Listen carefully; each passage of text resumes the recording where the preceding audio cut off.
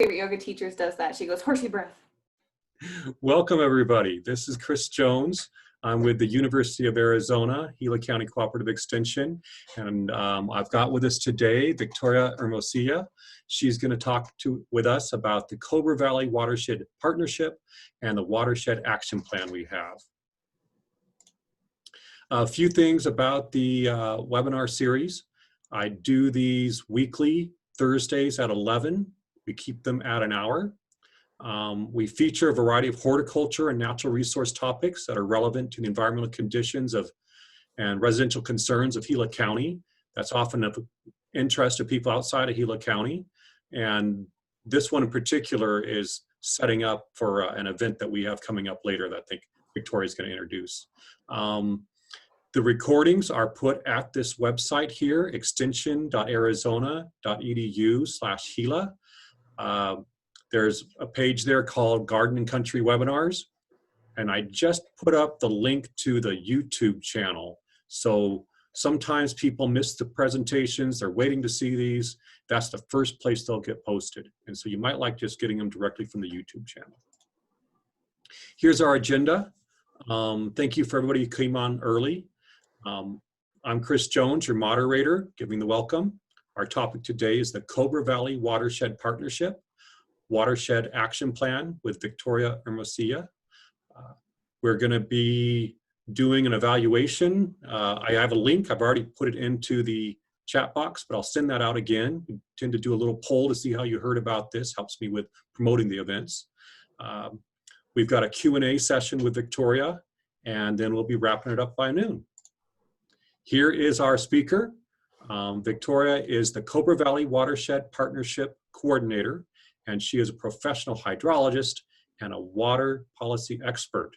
And she is just fine with that A underneath her, because I know she's with us, Wildcat from the University of Arizona, like the rest of us. So I am going to stop my share, and you can take over the slides here, Victoria, and the show's all yours. Great. Okay, Chris, can you see that all right? Yes, we're looking good. Perfect. Okay. Well, thank you for that very generous and lovely introduction. I'm so happy to be here today. And today I'll be talking about the Cobre Valley Watershed Partnership and the current status of the Watershed Action Plan. Here we go. All right. Yeah, you got it. Perfect. Okay, so here's sort of the general outline of my talk. We're going to start actually pretty basic. What is a watershed? What is a watershed partnership? What is the Cobre Valley Watershed Partnership doing? Some guiding statements. And then we'll get into the Watershed Action Plan. And the picture on the slide here is actually Pinal Creek with water in it. I was fortunate enough to be in Globe when there was some water running in the creek, and I was so excited. I took like 50 pictures. So, all right, so let's start with what is a watershed? A watershed is basically a precipitation collector. All of the water that comes from the sky as precipitation, whether as snow or as rain, falls within different watersheds. And you'll notice on the picture on the slide here, there are these white dots that kind of go around the boundary of this mountain and valley figure, and those dots represent the drainage divide. So any water that would fall on the other side of those white dots would fall into another watershed. So this watershed shows rain coming down, and we have different tributaries all sort of flowing down to one main river, one main lake, and water is also percolating into the ground and getting into the groundwater. So this whole area is one watershed. It's the sky water, it's the surface water, and it's the groundwater within one watershed, one divide, one drainage basin. These are all sort of alluding to the same geographic feature. Next slide, there we go. So where's our watershed? Our watershed is actually kind of in the middle of Arizona, like right smack in the middle, and we're within a larger watershed. So this, I took straight from the WRC Cobre Valley Water Handbook because they make the most beautiful figures. And why reinvent the wheel? So here we are. If you can see the little red outline sort of towards the middle bottom part of the picture there, that is our watershed. Our watershed is the Pinal Creek watershed. And in the very southern end are the Pinal Mountains, where Pinal Creek starts. And then kind of right in the middle, you see Miami, Claypool, and Globe. And then the watershed goes down until it meets the Salt River. So the Pinal Creek watershed is a smaller sub-watershed to the larger Salt River watershed. And the Salt River watershed is a sub-watershed to the larger Colorado River watershed. So all of these rivers and streams are related at different sizes. We're kind of at the smaller end of the scale, but we're still mighty and we're still important. And our watershed matters. Ta-da! All right, so here's a better close-up. And we can see even with our watershed, we can break it down even into smaller watersheds. There are other tributaries like Bloody Tanks Wash, Horseshoe Bend Wash, Russell Gulch, other smaller streams that are all tributaries to the Pinal Creek. So what is a watershed partnership? Now that we know what a watershed is, what's a watershed partnership? This is sort of cobbled together from a few different definitions out there, but a watershed partnership is effectively a voluntary alliance among vested stakeholders that share a common bond in that they would like to see their watershed improve water quality and maintain or improve the quality of life. I would also like to add in here, particularly for our area, which is more arid, to improve water quantity as well. So we'll be talking about some of that with some of the projects that come up, but basically it's people who are interested in their watershed, and that can be ranchers, mines, the Forest Service. We have a lot of Forest Service land in our watershed, local business leaders, of course, the towns and the cities, people with vested environmental interests as well. And basically anybody who is within or deals with the watershed, they're probably going to be a vested stakeholder. So it's basically everyone. So we are working to form the Cobre Valley Watershed Partnership. And it's been a long time coming. And I will say that a lot of this work that I am fortunate enough to do is building on a lot of the work that the Water Resources Research Center has already been doing and continues to do. So from 2016 to 2017, they worked on community assets. In 2018, they hosted the very first small town forum on water, and it had great attendance. In 2019, there was a second small town forum on water, and we're continuing to work. And by we, I mean the stakeholders who have been a part of a lot of these meetings, myself and Ashley Hollinger at the WRC, working on ecosystem services, working on water budgets, working on getting information, and working on still a lot of that relationship building within the Cobre Valley area. And the picture on the right is a screenshot of the water handbook for the Cobre Valley. You can find it at the WRC website. You can also go to the Cobre Valley website. We do have one. It's not super great. Just have a little grace with me. I'm not a website designer, but there is a link also in case you want to take a look at it. It's very, very well written. Shameless plug, that's my cutie pie. It's been a bit of a struggle to keep a lot of this work going.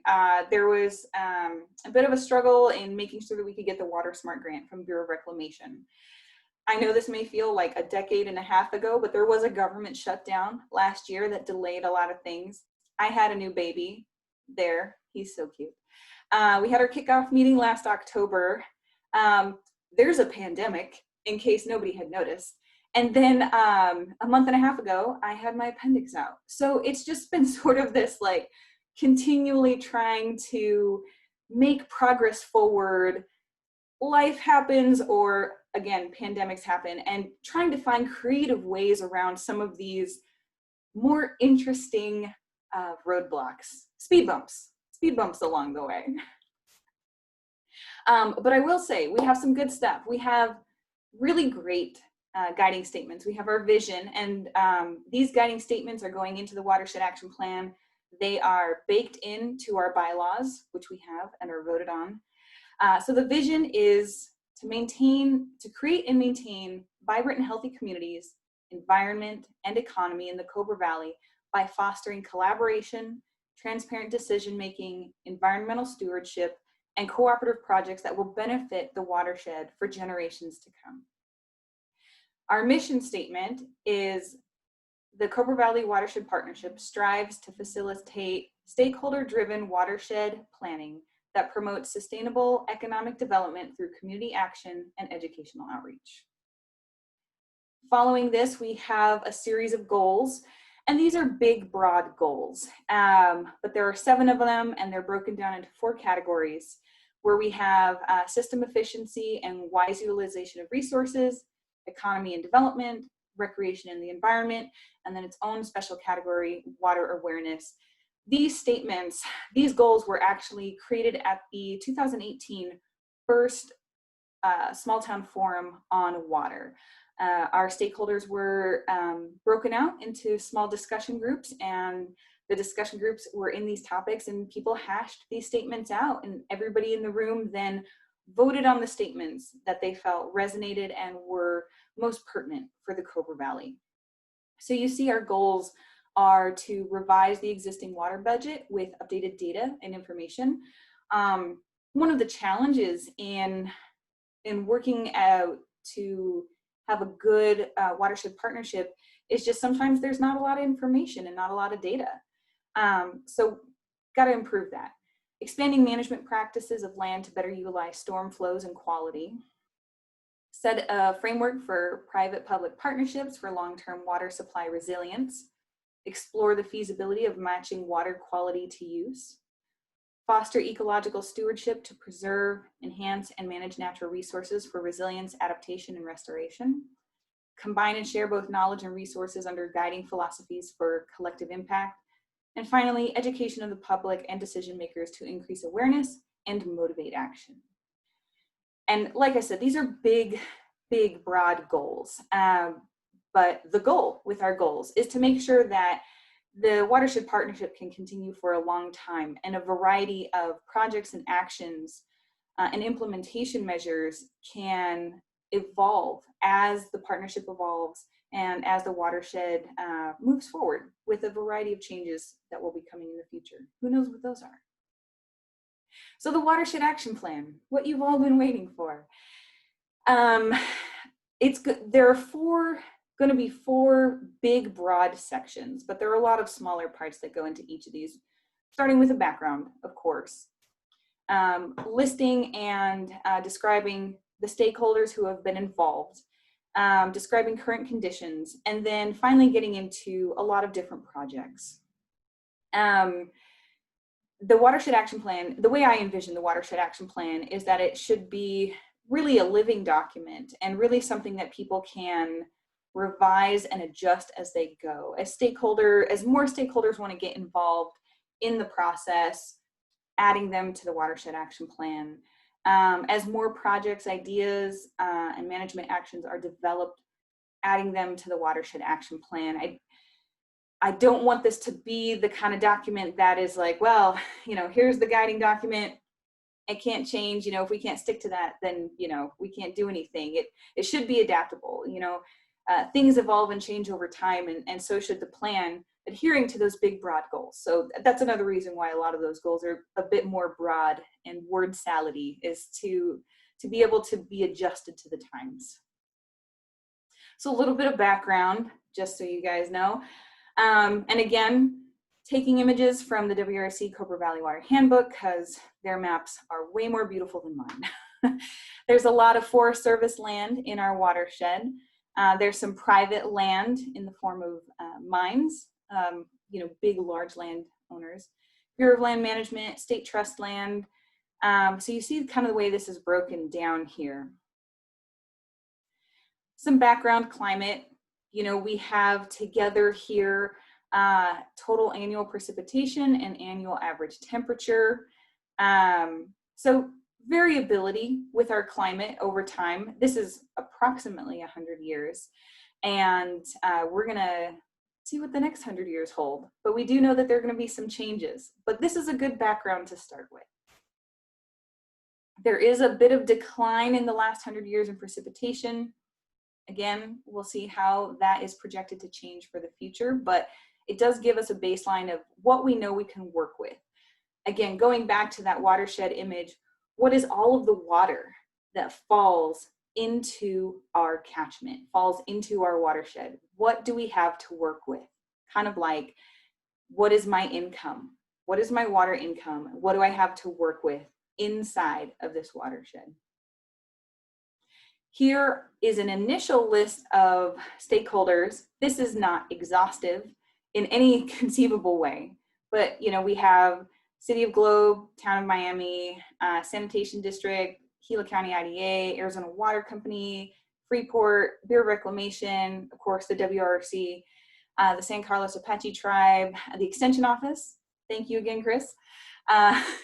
Local residents, Gila County, Beach Copper, KGHM Copper, Gila Community College, the Forest Service.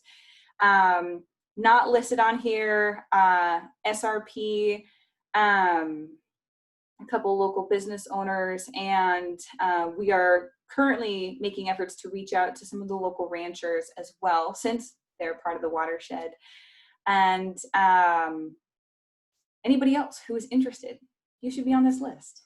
I will continue to update this list. So some of the providers in the area, I threw this slide in because this is actually taken straight from the City of Globe website. And I actually really like kind of the perspective that they put out there.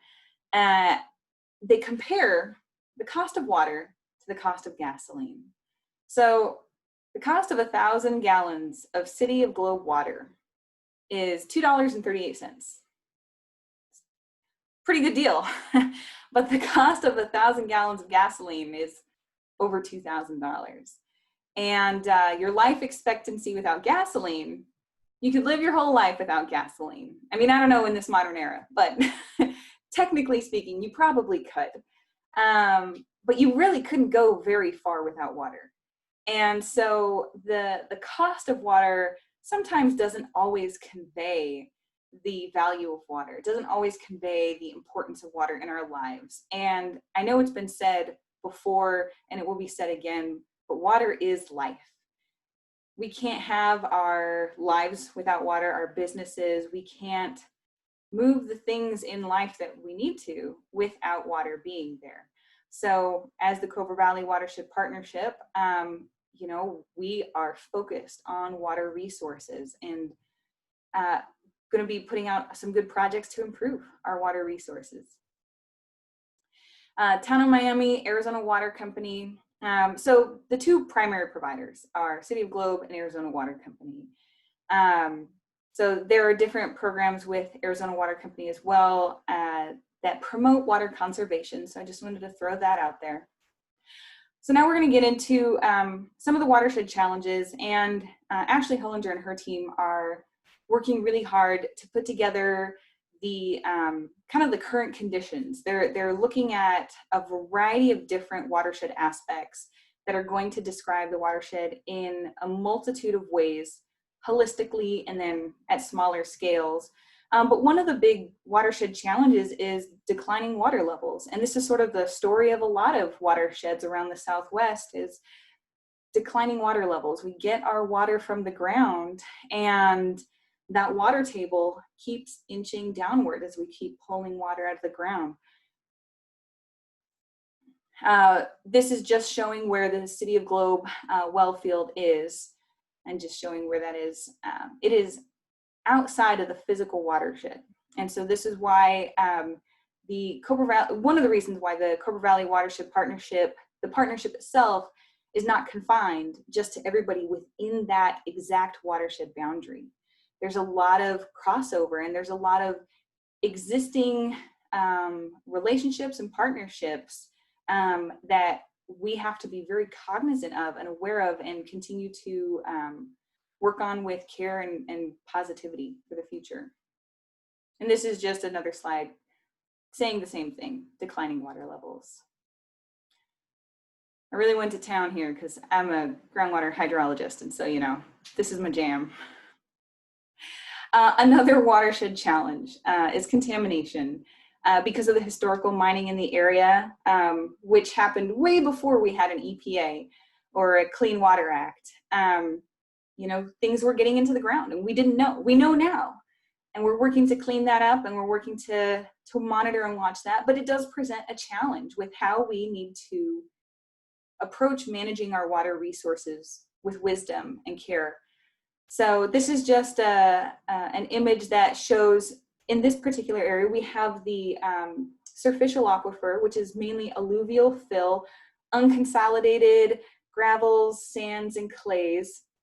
And water gets into those, and they're exposed to some of this contamination. And then below the alluvial fill, we have the Gila conglomerate, which is a more consolidated gravel sand unit, and that also has water. And so wells that are drilled in this area now, they have to adhere to specific design standards from Arizona Department of Environmental Quality to make sure that the water they extract is not going to cause harm for its use. You know, a lot of the wells that are drilled in the area are primarily for domestic use or municipal use, and so we have to be really aware of the kind of water quality we're putting out there. So this is just an example. And there are other conditions. One of the most important watershed conditions that we're going to be discussing at the 3rd annual Water Forum, another plug here, is healthy forests. I'm sure everybody is aware that there have been pretty big, devastating wildfires. And those wildfires have a direct impact on our watershed. And I know that some of the maps and images Ashley and her team are working on are evaluating the size, the intensity of those fires, and then sort of the 2nd, 3rd, 4th order effects on the watershed that those fires have. Some of the things that we think about are erosion. You know, after the fire comes the flood, but that flood comes with a lot of other things too, because the forest burned down. And so you have a lot more debris in those floods, and then you're stripping a lot of that soil. And when you strip that soil is no longer there to hold the water and allow that water to get into our regional aquifer system. And a multitude of other things. You should come to the 3rd annual Water Forum. We'll be talking about it more. It's very exciting. You should definitely be there. All right, so the most exciting part of the Watershed Action Plan is projects. And I have here just one project example. I have a list of, I want to say 35 projects that people have been discussing with me. But this is one that I'm going to be prioritizing. And again, this goes in with our Healthy Forest, Healthy Watershed Water Forum coming up. And the project is forest thinning. One of the big contributors to the devastating wildfires is that our forests are overloaded with fuel. And thinning projects, thinning activities allow some of that fuel to be taken out. So if there is a fire, it doesn't turn into such a devastating fire. And so this is just a little roadmap table, a simple snapshot of what the project is. We have, you know, the project name, a description, sort of an estimated cost, and then key partners, additional partners who might be interested. And then as you get more into the table, you see there is sort of a step-by-step action plan, certain project milestones, project must-haves. Like, so for example, with forest thinning, you must select a site. You should have a work plan, those kinds of things. And then potential sources of funding. And then at the very bottom, sort of that turquoise color, is which goals this project fulfills for the Watershed Partnership. So a lot of the projects have lots of overlap with the goals, but it's really good to kind of see that relationship, that we've set our goals, we have these things we want to work towards, and this is a project to get us to that goal. One of the most important things I want to point out about this project in particular is that you can do this with any budget. And I know one of the challenges in a lot of groups is that sometimes people get very focused on a specific size of project or a specific budget of project for certain visions. And I think what is going to be very important as we develop these projects and really start to flesh them out moving forward is this adaptability, right? If we are unable to get a big budget, then being able to scale the project back to meet the budget that we're able to get. I had a great conversation with Adam Bromley, the new Globe District Ranger, and he flat out said, this is scalable. You know, if you have $1,000, we can do $1,000 of thinning. If you have $100,000, we can do $100,000 of thinning. There is no limit, bottom limit or top limit to how we can approach this project. And that's important to keep in mind. It gives us a broader scope of being able to tackle these projects.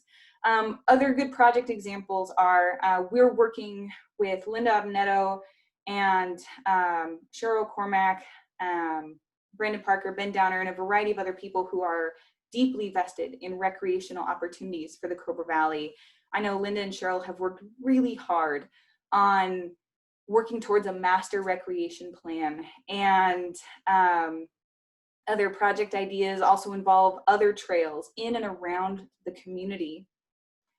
I know Cheryl has also talked to me about the soil erosion that is happening up on the mountain. And this is a picture she sent me where you see like the snow, you see this road. And I can't remember if she said this is one of the illegally cut roads on Forest Service land, but you can see how much it's eroding. And that erosion is really not contributing to a healthy watershed. So finding ways to either cut back on the number of roads, and I know the Forest Service is going to be coming out with a new travel plan soon, but then even with existing roads and existing trails, finding ways to mitigate the erosion that is happening. That soil is actually really precious and really important to the watershed. Here's some of the recreational maps these are just drafts. Please do not take these to be gospel truth. These are just initial drafts of how we're cobbling together different plans and putting out some different ideas. But to give you an idea that this is a big deal to us. This is a big deal. Recreation is very important. And with recreational opportunities come other opportunities for education and outreach, signs, and even stormwater management demonstration sites. So things to look forward to. So the current status, we have our bylaws. We are so close to being able to have our executive leadership in place. I'm just waiting on a couple of small things. We have the science coordination team or science subcommittee here, the recreation team. And then honestly, at this point, anybody who wants to form another working group that is focused on a specific goal or a specific set of actions, please come on board and we'll see how we can support one another. The Cobre Valley Watershed Partnership is about the community and empowering people in the community to improve their watershed. And looking forward, again, more beautiful pictures of Pinal Creek. Hopefully we can get a little bit of the proposed Pinal Creek Trail going or other recreational trails going. We're going to continue to pursue funding so that we can have very specific priority projects to tackle and really start trying to break ground on some of these things. And then going to continue to work with the U.S. Forest Service, working on figuring out a class possibly at the community college, looking at different empty lots around town, possibly conservation incentives program. Of course, there's the water festival, having public speakers, of course, the third small town water forum. So I do hope everybody who is in attendance here will attend that. And then just a variety of other things to be more involved and have more outreach. So at this point, does anyone have any comments or concerns or questions or ideas or complaints? Also open to complaints. Thank you very much, Victoria. I really enjoyed the presentation. You are quite bold to invite complaints, but I'm sure all of my friends here, so it's great.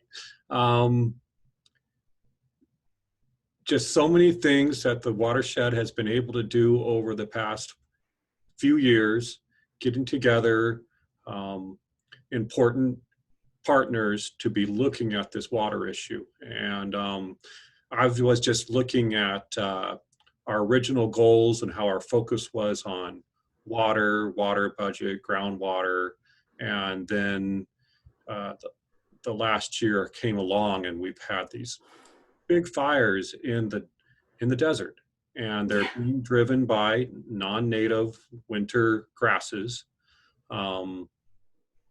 which changes our ecology altogether. And so it creates a brand new, I don't know if it's really brand new, but really a new challenge for how are we going to manage our watersheds. And so it's going to be a big portion of our upcoming water forum. But even before that, just what we're trying to get people together to conserve water and look at what we can be doing in the future.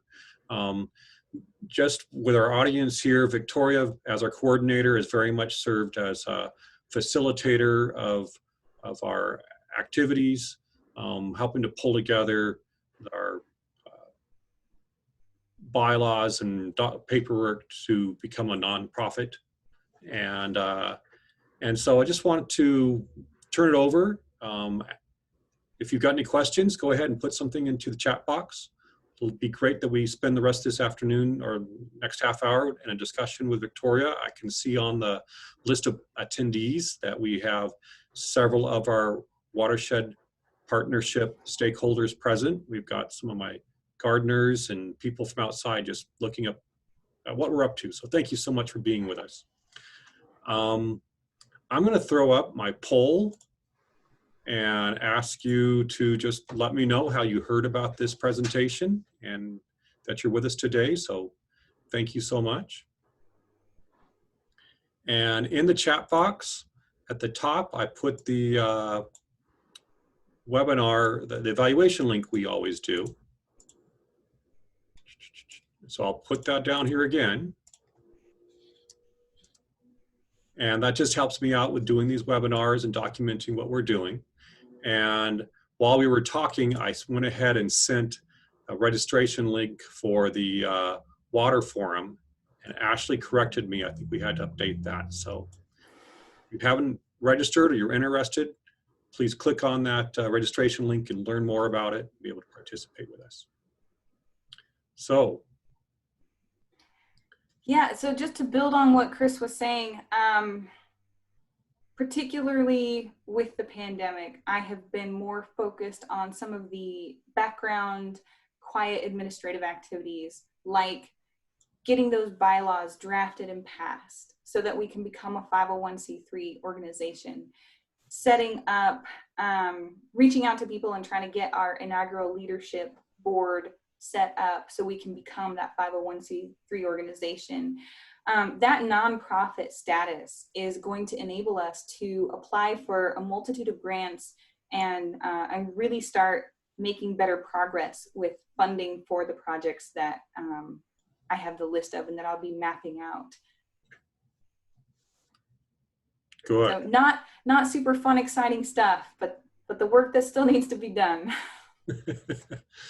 Yeah, there are many projects that we're up to. And Leanne Berry asks, do you have any plans for monitoring of projects? And can you talk a little bit about monitoring of the watershed? Oh, that is a great question.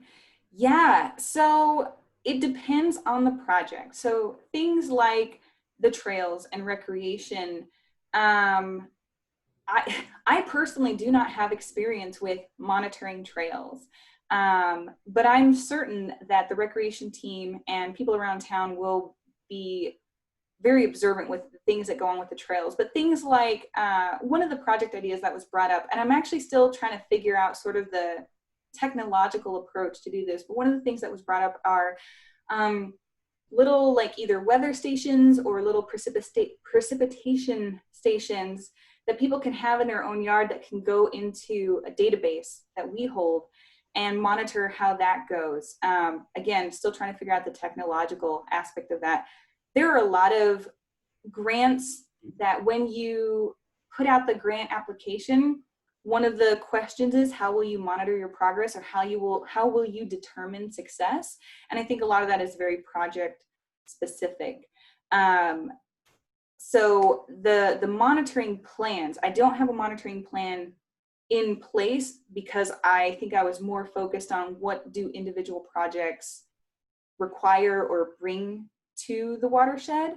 However, I'm going to take a note about that because that is a great idea to incorporate into the Watershed Action Plan and have like kind of a broader monitoring idea. I hope that answers your question. And if it doesn't, please email me and we can discuss this further. All right, thank you. Yeah, let us know, and I can get you in there. Ooh, Victoria is asking, will there be any environmental review of the projects done? I think that's at a different level of what we're up to, but let's see what, you know, Ashley's adding a little bit of comment here. You want me to add Ashley to be able to comment? I would love that, actually, yes. Ashley, yes. You are allowed to talk if you unmute.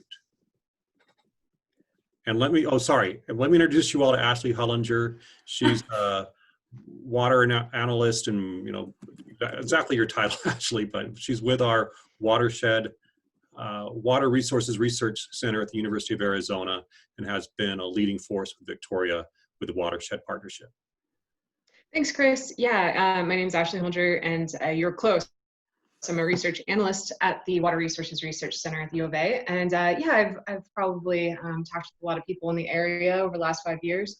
But my question for Victoria is that a lot of partners, I think, need to understand how it helps them. And, you know, in this busy world where we're all trying to meet all these different obligations and do as much as we can, what's in it for them to be part of the Watershed Partnership and how can they accomplish more? And so I was thinking specifically about the mining companies in the area and how they might connect with watershed issues and help meet their sustainability missions to be a partner of CVWP. Right.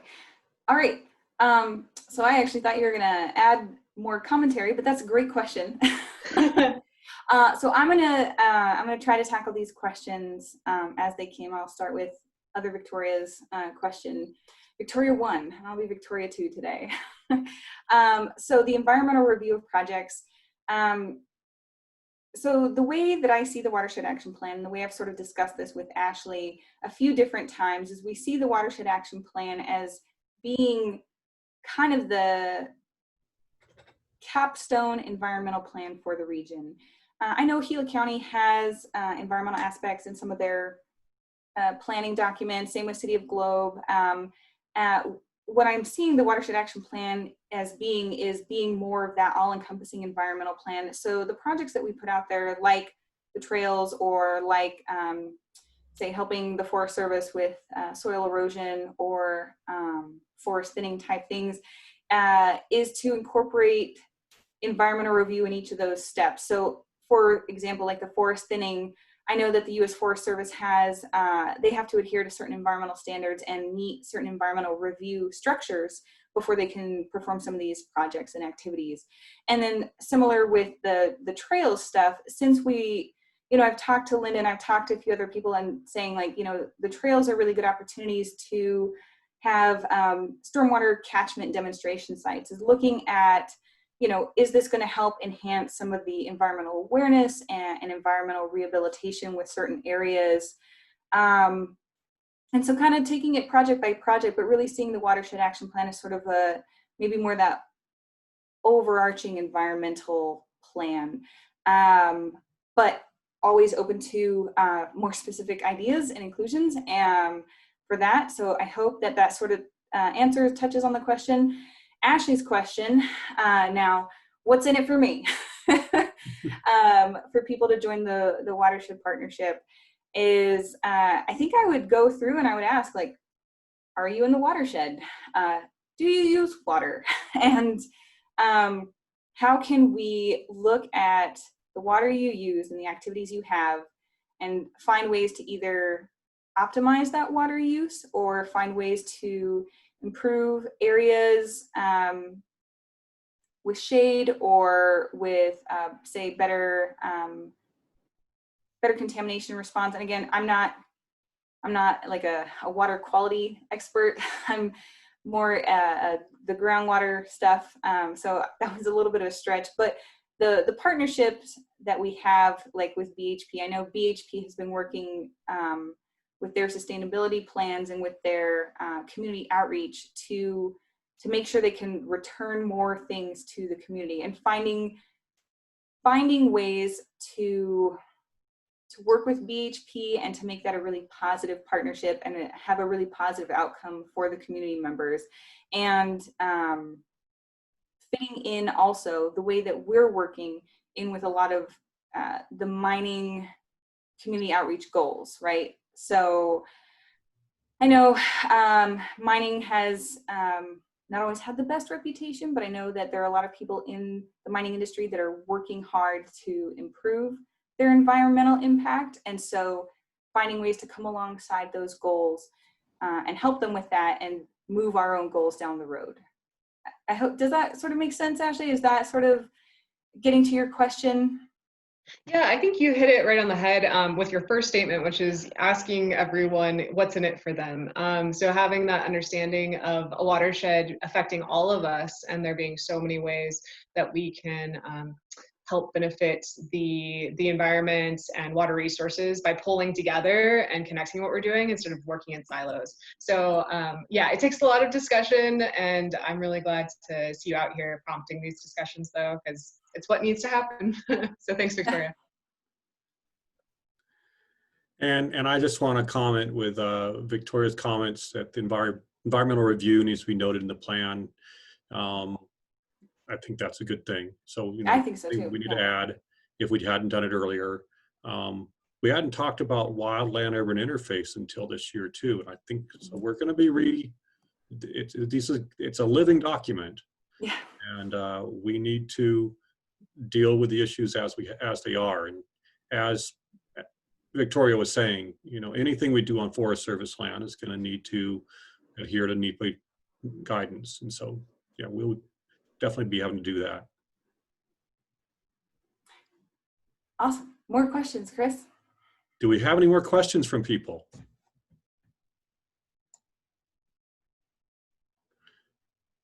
While we're waiting for some questions, I went, whoops, yeah, and I dug up the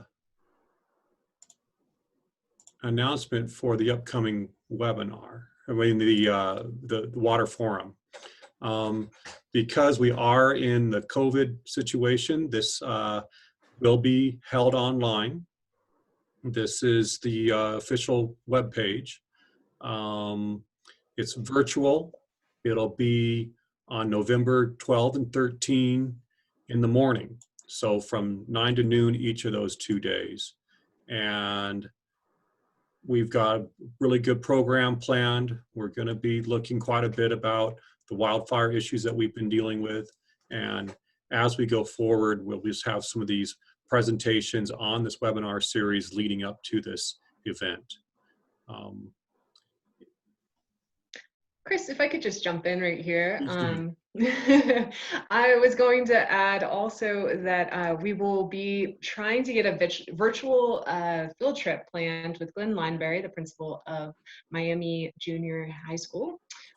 So they've been doing a lot of tree planting and rainwater harvesting, which is just such a great example of what people can do on their own local property to affect watershed health. And so, yeah, I'll be going up on October 26th and meeting with Glenn and seeing if we can put together something a little bit more interactive and very fun in terms of filming that area and getting some different voices. And then I also just wanted to let everybody know that we'll be putting out our agenda. There might be a couple of tweaks and changes, but the agenda is coming out next week, so please look for it. And if you aren't signed up for our newsletters, then you can just let Chris know or put it into the chat right now. But the agenda will have all the great different speakers that we have lined up, people from inside and outside the watershed sharing their experiences and expertise. Thank you so much for sharing that. So I just had that up for a while in case people want to have an opportunity. If you put UA and third annual Cobre Valley Water Forum, you know, it should come up. Let me stop that share. Here we are. I think we have a question in the Q&A, and Right. Susan is asking about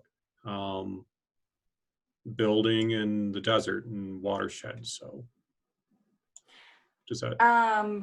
Building in the desert and watersheds. So how does all the new building that is taking place in the desert affect this watershed issue? I'm sorry, I think I might need a little bit more clarification. Or is Susan talking about like the Salt River Valley, like Phoenix desert area, or talking any additional building in the Cobre Valley area? Go ahead, Susan. Okay, actually, can you hear me, Chris? Yeah, we can hear you. Hello? Okay, well, I'm in the Mojave Valley, and there's been a lot of buildings and everything all around this area here, and I'm just wondering, how are we going to supply all this water with all these new houses and buildings being put up? Will that affect the watersheds even in our area? Oh, that is an excellent question. Yeah, and so way out on the west side of the state, I don't personally see how the development in the Mojave area is going to impact the Cobre Valley area directly, but this does go into a larger water resources management question. So just a little background, back in 1980, the state passed their Groundwater Management Act to try to curtail a lot of the problems that were occurring because of over pumping, and that was declining water levels and declining storage and things like that. And they said, we have to get this under control. But the Groundwater Management Act only covered very small portions of the state, and it left a lot of the rest of the state uncovered, like the Mojave area.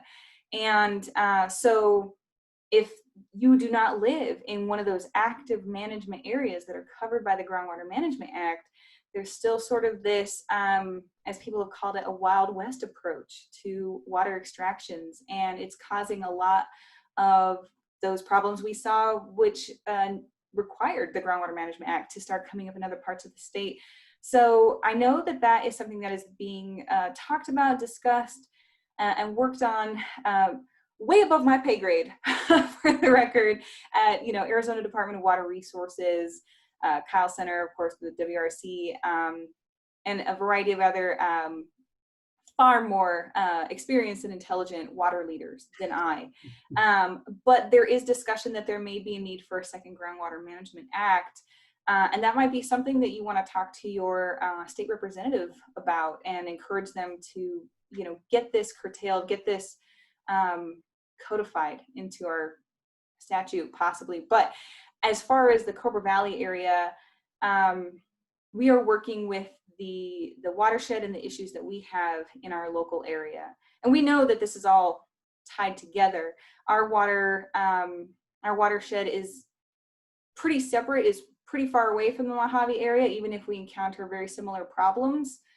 Where you have water resources, you may have similar water resource challenges. And so dealing with the kind of things we have, of course, again, promoting conservation, finding ways to match water quality to water use. So, for example, not using drinking water for irrigation purposes, or not using, or being able to use recycled water for either industrial purposes or for environmental flows. So there are a lot of different ways that we can say, okay, this quality of water can be used here. So instead of pumping good quality groundwater for that purpose, we don't need that high quality water, so we can apply this over here. So for the Cobre Valley area, finding those creative ways to match that water quality to use where we are able to, and building on the partnerships that already exist. And there are already some partnerships that exist with those goals in mind. So I know this is not probably the best answer to your question, but I do hope that does give you a little bit more to build on or think about. Hey, Victoria, this is Ashley again. And those are great ideas and answers. And I just wanted to add for Suzanne, that in Arizona, the continued building of houses into kind of the, the, the desert or the untouched desert, it actually has an impact of fragmentation of the landscape. And so that's something we're going to talk about at the forum. And it has something to do everywhere in Arizona and throughout the country, because when you fragment the landscape, that means that the natural functions are impaired or going to be impacted. So there's a lot of development that can work with the natural landscape to minimize those impacts. And I'm happy to say that more and more people and communities are demanding that you do low impact design housing, which would be, I think, for Chris, a great speaker to have maybe at a later series to talk about low impact design. I'll keep that in mind. And so, Susan, good question. You got the full answer. Thank you. And it's just great to be able to have this watershed partnership here, because every watershed has its own unique problems and own unique set of factors. So different land patterns, different partners, just different types of challenges. And so really glad you're able to join us and see what we're trying to do here with this partnership. I want to add, Victoria hadn't, responded, just said this planet is not just about people. It is about the health of the ecosystem, including riparian corridors and wildlife corridors. This is why environmental monitoring of these corridors is critical, and a trail without any trees is not beneficial. So I think we're all in agreement here. Yeah, and I think that's a really great point to bring up. Water resources are not just for people. Water is for the whole ecosystem. Like I said, from the top of the Pinal Mountains all the way down to the Salt River and everything in between. What kind of planet would we want to live on if we didn't have birds or trees blooming or things like that? These are the kind of things that make life really enjoyable. And I think what a lot of people have come to really appreciate during the pandemic, I know I certainly have, is the ability to go outside where it is safer to be and breathe the fresh air if you're not near a giant wildfire. Been a rough year. But go outside and enjoy and appreciate and be a part of that environment. We are, in my personal belief, we are called to be stewards. And we have to apply that everywhere we go. And we derive a great amount of personal benefit as well from a robust environment. And so that's always a good point to bring up. And it's always very important to keep in mind as we're working on a lot of these things and incorporating a lot of different partners and stakeholders. Nobody exists or conducts their business or lives their life in a bubble. And so this is a way to try to connect a lot of that. And I'm going to switch gears a little bit and add in that because of the magnitude of this kind of endeavor, it is slow going, but it is still going. And I'm always encouraged to hear from individuals and get better ideas. I know that I am not the end all be all of ideas or ways to approach things. And so I'm always really happy to hear back from people. Very good. Well, thank you very much. Got just a few quick questions here that I'll respond to. Tom Osterday asks if there are any fishable waters in this watershed, particularly where we're talking about. I am not aware of where we can go fishing. And so we just don't have a perennial water source in this watershed to do that. We head down to Roosevelt Lake, and I think that's our closest place. And Joe Miller asked if I could send a link to the upcoming forum in the email. I will definitely get that out. And so thank you, Victoria Corella, for participating with us. I'm going to go ahead and hit the chat box one more time. Come on. So that if you've had a chance to, just make sure you have a chance to fill out that evaluation survey for me. I'm going to bring up the ending slides here. So here's Victoria one more time. Thank you so much. Great presentation. Thanks. I've been talking about the chat, the survey. So there we go. Thank you very much, everybody. And here's our closing slide.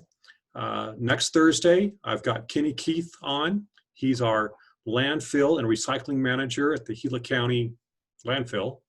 And we're going to be talking about innovation at the Gila County landfill. They've got a compost pilot project started, partnership with the county and ADOT and some other, and up in Pine Top Lakeside with where they're already got some of these composting projects going on, and just ways that we're able to keep our landfill sustainable in a small community like this. So that is our presentation, and I'm gonna close it down right now. So thank you, everybody. Bye-bye. Thank you, Chris.